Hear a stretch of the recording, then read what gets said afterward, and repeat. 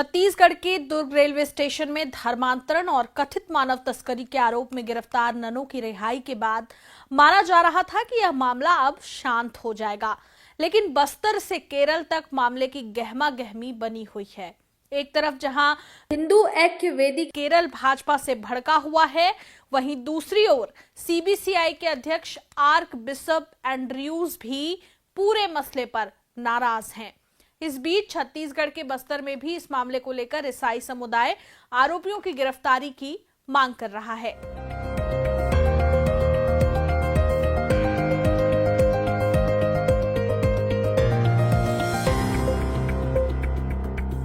नमस्कार, खबरों की खबर में आपका स्वागत है। कथित धर्मांतरण और मानव तस्करी के आरोप में केरल की 2 ननों की गिरफ्तारी से लेकर जमानत मिले 11 दिन हो चुके हैं, लेकिन यह मामला शांत होने का नाम नहीं ले रहा। अब इस मामले में एक बार फिर केरल से लेकर छत्तीसगढ़ तक घमासान मचा हुआ है। छत्तीसगढ़ के अलग अलग जिलों सहित बस्तर संभाग के जिलों में भी इस मामले को लेकर ईसाई समुदाय बजरंग दल के नेताओं की गिरफ्तारी की मांग कर रहा है। जगदलपुर में भी ईसाई समुदाय के पदाधिकारियों ने बस्तर कलेक्टर और एसपी को ज्ञापन सौंपकर ननों और आदिवासी युवतियों के खिलाफ शिकायत करने और उनसे दुर्व्यवहार करने वाले बजरंग दल के नेताओं पर एफआईआर दर्ज कर गिरफ्तारी की मांग की है। साथ ही जगदलपुर के चांदनी चौक में बजरंग दल और विश्व हिंदू परिषद के सदस्यों द्वारा ईसाई समुदाय के लिए दुष्प्रचार, नारेबाजी और पादरी एवं पास्टरों के लिए कथित अपशब्द का इस्तेमाल करते हुए पुतला दहन का विरोध जताया है और इस प्रदर्शन में शामिल विश्व हिंदू परिषद और बजरंग दल के लोगों पर एफआईआर दर्ज करने की मांग की गई है। बस्तर कलेक्टर और एसपी को ज्ञापन सौंपने आए मसीह समाज के पदाधिकारी चमरू राम बघेल और धर्मू मंडावी ने आरोप लगाते हुए कहा कि दुर्ग रेलवे स्टेशन में कथित मानव तस्करी और धर्मांतरण के मामले में हुई ननों की गिरफ्तारी सरासर गलत है। इन नेताओं ने रिपोर्ट लिखवाने और आदिवासी युवतियों व ननों से बुरा बर्ताव करने वाली ज्योति शर्मा और बजरंग दल के नेताओं पर एफआईआर दर्ज कर कड़ी से कड़ी कार्रवाई की मांग की है। आज हम लोग मसीह समाज के पूरे पास्टर विश्वासीगण यहाँ पर इसलिए आए हैं कि 1 तारीख को बजरंग दल विश्व हिंदू परिषद के द्वारा पास्टरों का पुतला दहन किया गया और पास्टरों को अभद्र व्यवहार से पादरी क्या क्या बोल करके गाली गलौज दिया गया। तो इसी के विरोध में हम लोग यहाँ पर ज्ञापन देने के लिए आए हैं कि हम चाहते हैं, मसीह समाज पूरी तरह से आहत हो गई है। हम चाहते हैं कि इनके ऊपर कार्रवाई हो और हम ये भी चाहते हैं कि ज्योति शर्मा जो दुर्ग रेलवे स्टेशन में हमारे बस्तर के बेटियों के साथ जो हरकत की है, ज्योति शर्मा और रतन यादव और उनके साथ जो विश्व हिंदू परिषद के लोग हैं, उनका भी ऊपर कार्रवाई हो, हम यही मांग करते हैं। यदि इनके ऊपर कार्रवाई नहीं होती है, इनको अरेस्ट नहीं करती है सरकार, इनके ऊपर कार्रवाई सरकार नहीं करती है, तो पूरे मसीह समाज हम लोग उग्र आंदोलन करेंगे, रोड में आएंगे, चक्का जाम करेंगे। इधर ईसाई धर्म मानने वाले परिवारों के सदस्य में किसी की मौत के दौरान गांव में कफन दफन करने नहीं दिए जाने को लेकर भी गांव में विवाद की स्थिति बनी हुई है। इन सब मुद्दों को लेकर भी मसीह समाज ने बस्तर कलेक्टर और एसपी को ज्ञापन सौंपकर विश्व हिंदू परिषद और बजरंग दल के सदस्यों पर ईसाइयों के खिलाफ नारेबाजी और पुतला दहन करने के विरोध में कार्रवाई करने की मांग की है। मसीही समाज के पदाधिकारियों का कहना है कि अगर उनकी मांगे जल्द से जल्द पूरी नहीं होती है तो वह उग्र आंदोलन करने के लिए बाध्य होंगे और पूरा मसीही समाज सड़क पर आकर धरना प्रदर्शन करेगा। तो आए दिन गर्मी क्षेत्र में कई घटना हो जाती है, तो दफन कफन को लेकर के बहुत सारे विवाद उत्पन्न होता है। और ये खास करके ज़्यादा करके कि आरएसएस बजरंग दल के द्वारा जो ये सब कुछ गांव में चल रहा है। पहले ऐसा नहीं था, सब गांव के लोग भाईचारा के साथ और सब मिलजुल करके हम दफन कफन में भाग लेते थे, लेकिन आज ऐसा नहीं है, ताकि सभी जगह में माहौल खराब है। इसी को लेकर के आज मसीह समाज बहुत गांव में, क्योंकि दफन कफन में बाधा ही आ रही है करके हम क्योंकि दफन कर नहीं पा रहे हैं, ना खुद निजी ज़मीन में भी दफन करने नहीं दे रहे हैं। इसी को लेकर के हम आज आए हैं। इधर विहिप के जिला अध्यक्ष ने भी मसीही समाज और ईसाइयों पर धर्म परिवर्तन और मानव तस्करी के गंभीर आरोप लगाए हैं। ये ईसाई मिशनरी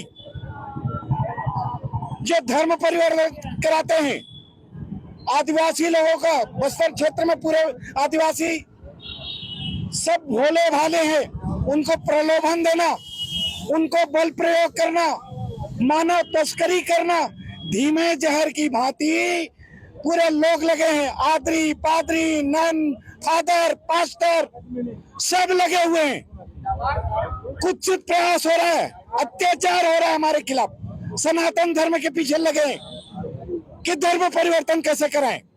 इनके द्वारा स्कूल चलाए जा रहे हैं, इनके द्वारा एनजीओ चलाए जा रहे हैं, इनके प्रकार वामपंथी सहयोग से विशेष प्रकार के संस्थान चलाए जाते हैं और अंदरूनी क्षेत्रों में भोले भाले आदिवासियों को प्रलोभन देके मानव तस्करी करके बलपूर्वक ये जो सनातन धर्म के प्रति इनकी कुटिल चाल है, धर्म परिवर्तन कराना, ये अब नहीं चलेगा। हम बिल्कुल नहीं चाहेंगे। हम अंदरूनी इलाके तक जाएंगे और सरकार से भी मांग करते हैं कि इनके कुटिल चालों पे कठोर से कठोर कार्रवाई करे। हम विश्व हिंदू परिषद बजरंग दल किसी भी हालत में नहीं सहेगा। हम इनके कुत्सित प्रयासों को, कुटिल चालों को नष्ट नाबूद करेंगे, कहीं का नहीं छोड़ेंगे।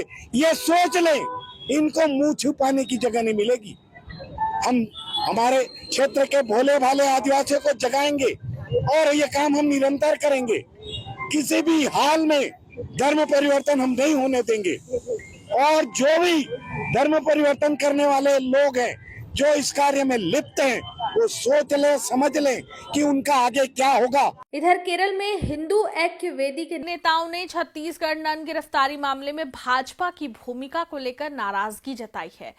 छत्तीसगढ़ पुलिस द्वारा 2 मलयाली ननों को कथित जबरन धर्मांतरण और मानव तस्करी के आरोप में गिरफ्तार किए जाने के मामले को लेकर केरल भाजपा नेतृत्व को संघ परिवार के वहां के वरिष्ठ नेताओं की तीखी प्रतिक्रियाओं का सामना करना पड़ रहा है। संघ परिवार के नेताओं की इस बात से नाराजगी है कि केरल भाजपा नेतृत्व ने दावा किया कि उनकी मध्यस्थता से ननों को जमानत मिली।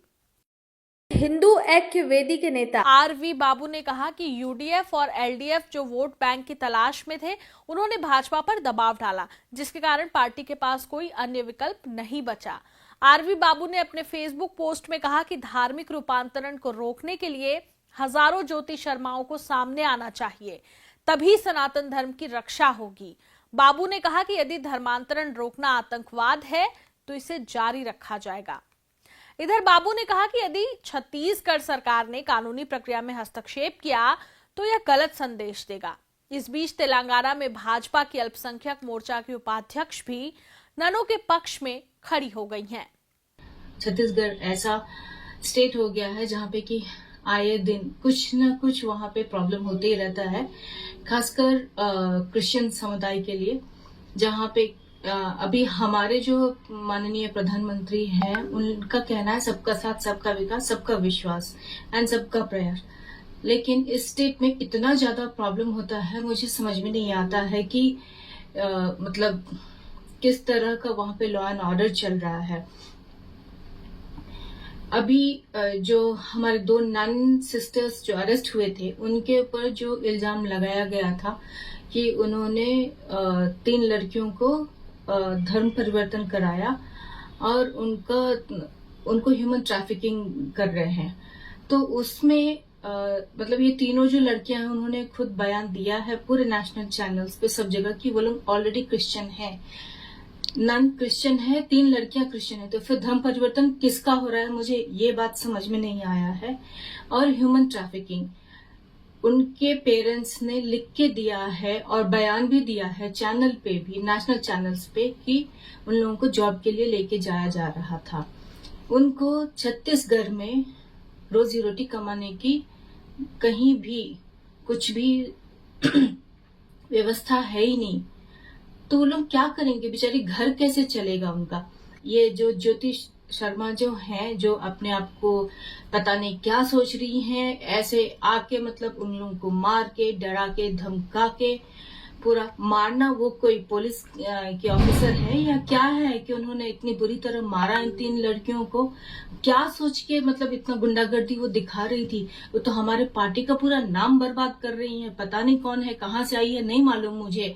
हमारे पार्टी इतना अच्छा कर रहा है वहां पे छत्तीसगढ़ में, और ऐसे गुंडे लोग आके हमारी पार्टी का नाम खराब करते हैं। तो अभी मैंने माननीय हमारे मोदी जी को, प्रधानमंत्री जी को लेटर लिखा है और मैं वैष्णव साई सर जी से, सीएम जी से मैं निवेदन करती हूँ कि सर ये जो ज्योति शर्मा जी है इनके ऊपर सख्त से सख्त कार्रवाई किया जाए, ताकि नेक्स्ट टाइम से ये ऐसी नीच हरकत किसी के साथ भी ना करे। इन्होंने जो इतनी नीच हरकत की है जिससे हमारी पार्टी का नाम बदनाम होता है और पूरे दुनिया में लोग थू थू कर रहे हैं इस बात पे, ये सब बहुत ही गलत है। अगर उनको काम ही करना है तो अच्छा काम कीजिए, आप जाके उन लड़कियों को कुछ स्किल डेवलपमेंट सिखाइए, फिर उनका सिखाइए कहाँ पे उनको जॉब करना चाहिए, कैसे करना चाहिए। वो बेचारी अपना लाइफ चलाने के लिए, वो लोग 5 सिस्टर्स है, पेरेंट्स है उनके साथ, 7 लोग हैं, उनका क्या कैसे घर चलेगा। तो वो कमाई के लिए वो बेचारे लोग जा रहे थे वहां पे, नन लोग उनको अपने साथ रख के उनको अच्छा सुविधा देंगे उसके लिए लेके जा रहे हैं, क्योंकि यहाँ पे उनको सुविधा नहीं है। अगर ज्योति शर्मा जी को इतना ही प्रॉब्लम है तो उनको यहाँ पे छत्तीसगढ़ में वो वहां पे जाके उनको सिखाए, उनको अच्छा घर दे, अच्छा खाना दे, उनके परिवार का देख रेख करे। इतना गुंडागर्दी, मतलब एक ये वुमेन हो के ऐसे मतलब महिला का तो नाम खराब कर दिया इन्होंने पूरा, और हमारे पार्टी का पूरा नाम बदनाम हो रहा है ऐसे, क्योंकि हमारी सरकार है वहां पे, हमारी सरकार इतना अच्छा कर रही है वहां पे, और ऐसे गुंडे लोग वहां पे आके गुंडागर्दी करके लॉ एंड ऑर्डर सब अपने हाथ में ले रहे हैं। और मुझे ये समझ में नहीं आ रहा है कि ज्योति शर्मा कहने से केस कैसे रजिस्टर हुआ, कौन से पुलिस अधिकारी है वहां पे, पता नहीं। इसके लिए मैं अमित शाह जी को अलग से मैं लेटर लिखती हूँ, और बंदी संजय सर जी से भी मैं बात करूंगी कि उनके ज्योति शर्मा के कहने पे केस कैसे रजिस्टर हुआ है। तो मैं सबसे निवेदन करती हूँ कि ज्योति शर्मा और उसकी टीम के ऊपर बहुत ही सख्त कार्रवाई की जाए, इनको आजीवन कारावास दिया जाए, ताकि शांति रहे छत्तीसगढ़ में और हमारे पूरे देश में। धन्यवाद। गौरतलब है कि 25 जुलाई को बजरंग दल कार्यकर्ताओं की शिकायत पर ननों को गिरफ्तार किया गया था और शनिवार को बिलासपुर की एनआईए अदालत ने उन्हें जमानत दे दी। केरल भाजपा राज्य अध्यक्ष राजीव चंद्रशेखर ने उनकी रिहाई के लिए सक्रिय रूप से प्रयास किए। यहां तक कि ननों की रिहाई पर उनका स्वागत करने के लिए चंद्रशेखर छत्तीसगढ़ की दुर्ग जेल तक पहुंचे। इधर इस पूरे मामले पर भारतीय कैथोलिक बिशप्स कॉन्फ्रेंस यानी सीबीसीआई ने भी छत्तीसगढ़ में मानव तस्करी और धर्मांतरण के आरोप में गिरफ्तार केरल की 2 ननों को जमानत मिलने का स्वागत किया। लेकिन सीबीसीआई के अध्यक्ष त्रिशूर के आर्क बिशप एंड्रयूज ने ननों की जमानत पर राहत तो जताई, लेकिन आरोपों को निराधार बताते हुए मामले को पूरी तरह रद्द करने की मांग की है। उन्होंने त्रिशूर में पत्रकारों से कहा कि सरकार को इस अन्याय को जल्द से जल्द खत्म करने के लिए जरूरी कदम उठाने चाहिए। केरल की ननों का मामला केवल एक गिरफ्तारी नहीं, धार्मिक स्वतंत्रता, संविधान और राजनीतिक रणनीति से जुड़ा विवाद बन गया है। एक तरफ चर्च इसे संविधान विरोधी और धार्मिक उत्पीड़न मान रहा है, वहीं हिंदू संगठन इसे वास्तविक खतरे और धर्मांतरण के आधार पर उठाया गया मामला। तो क्या आने वाले दिनों में कानून और न्याय की जगह ऐसे मुद्दे राजनीतिक रोटियों की आंच पर निर्भर करेंगे? खबरों की खबर में फिर किसी खबर पर होगी बात।